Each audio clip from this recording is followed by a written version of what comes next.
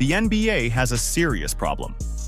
Right now, 4 of the 5 best players in the world are in danger of becoming ineligible for MVP and All-NBA honors. Not because they're playing poorly, not because their teams are losing, but because of one controversial rule that's backfiring spectacularly. The 65-game minimum was supposed to stop load management. Instead, it's about to erase one of the most talent-rich MVP races in league history. Giannis Antetokounmpo said it best last week. Through 13 years in the league, he's played 65 games almost every single season.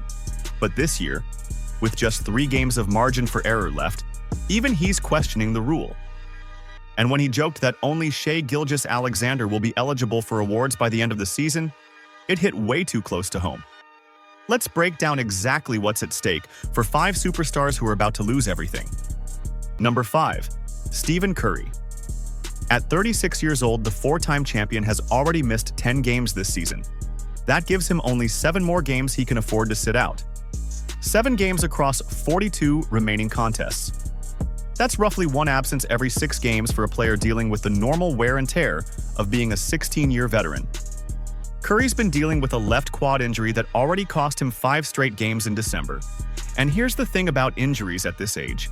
They don't heal as quickly, they linger, they come back. He returned from that quad injury and immediately had to play massive minutes because the Warriors are barely hanging on at 500.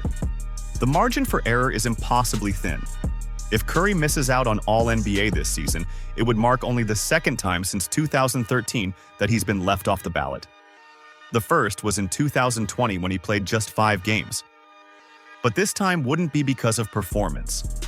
It would be because of a rule that punishes unavoidable injuries the same way it punishes rest days. Curry has never been a load management guy.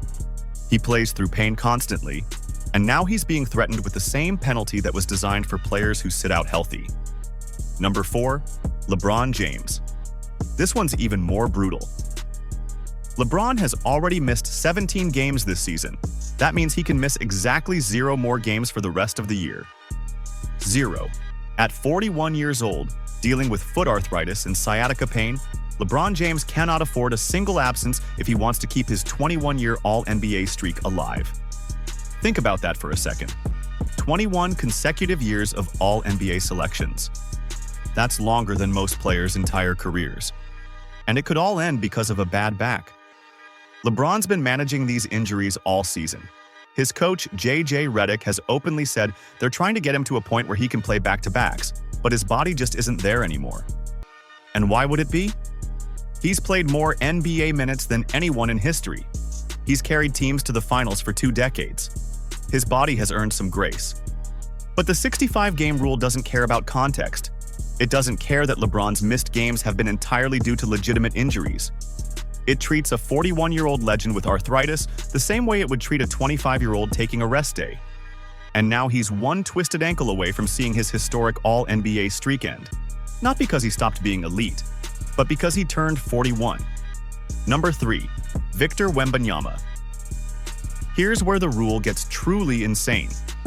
Wemby has already missed 14 games this season between a calf strain and knee issues.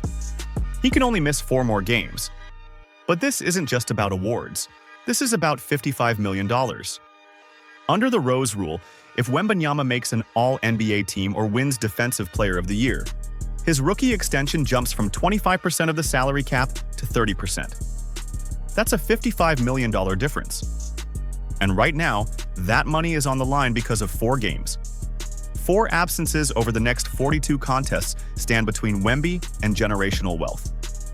Last season, Wembanyama led the entire NBA in total blocks despite playing only 46 games. He was the most dominant defensive player in basketball and wasn't even eligible for the award. This season, he's averaging 24 points, 11 rebounds, and 3 blocks per game. He's a frontrunner for Defensive Player of the Year and a legitimate All-NBA candidate. But one short injury could wipe all of that away and cost him $55 million in the process. The Spurs are in an impossible position. If Wemby tweaks something and the medical staff thinks he needs a few days, do they risk his long-term health for award eligibility? Or do they sit him and potentially cost him $55 million? That's not a decision a team should ever have to make. but the 65-game rule forces it. Number 2. Giannis Antetokounmpo. The Greek freak has already missed 14 games this season. He can afford to miss exactly 3 more.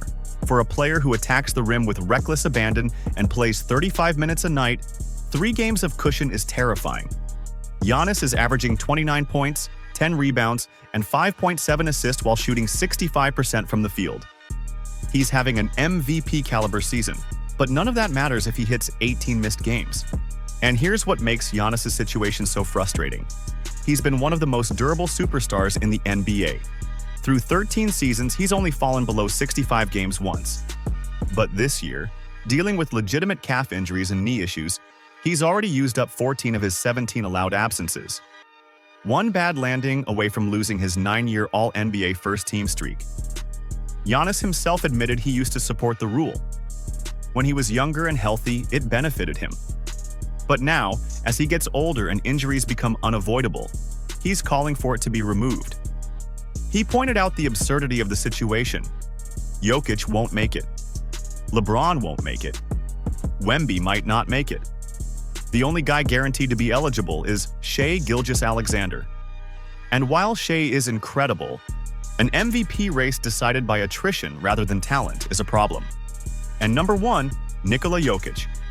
The 3-time MVP and best player on the planet is already out. Done. Ineligible. On December 29th, Jokic hyperextended his left knee in a freak accident against the Miami Heat. He's expected to miss at least 4 weeks, which translates to roughly 18 games. That's one more than the 17-game limit. His 4th MVP campaign is over before the All-Star break. Before the injury, Jokic was averaging 30 points, 12 rebounds, and 11 assists per game. He was shooting 60% from the field and 43% from 3. He led the league in rebounds and assists, while ranking in the top 10 in scoring. He had the highest PER, the highest box plus-minus, and the highest offensive rating in the NBA. By every measurable stat, he was the MVP, and now none of it counts. The irony is sickening. The 65-game rule was designed to combat load management. Jokic has never load managed in his life. He's played at least 69 games in every season of his career. He's an Iron Man who plays through minor injuries and never takes nights off. And now he's being punished by a rule meant for players who do the exact opposite. His streak of finishing first or second in MVP voting for 5 straight years will end.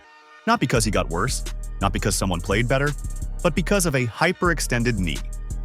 So here's where we're at. The NBA has a rule that was supposed to protect the integrity of awards.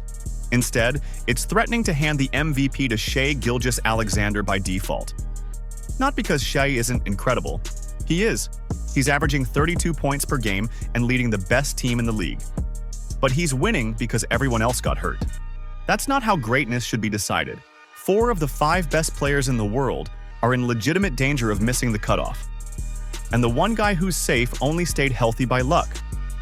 This isn't about effort or commitment. It's about survival. And when your award criteria becomes less about who's the best and more about who made it through the season, something is fundamentally broken. The 65-game rule needs to go, because right now it's not protecting anything. It's just punishing greatness for being human.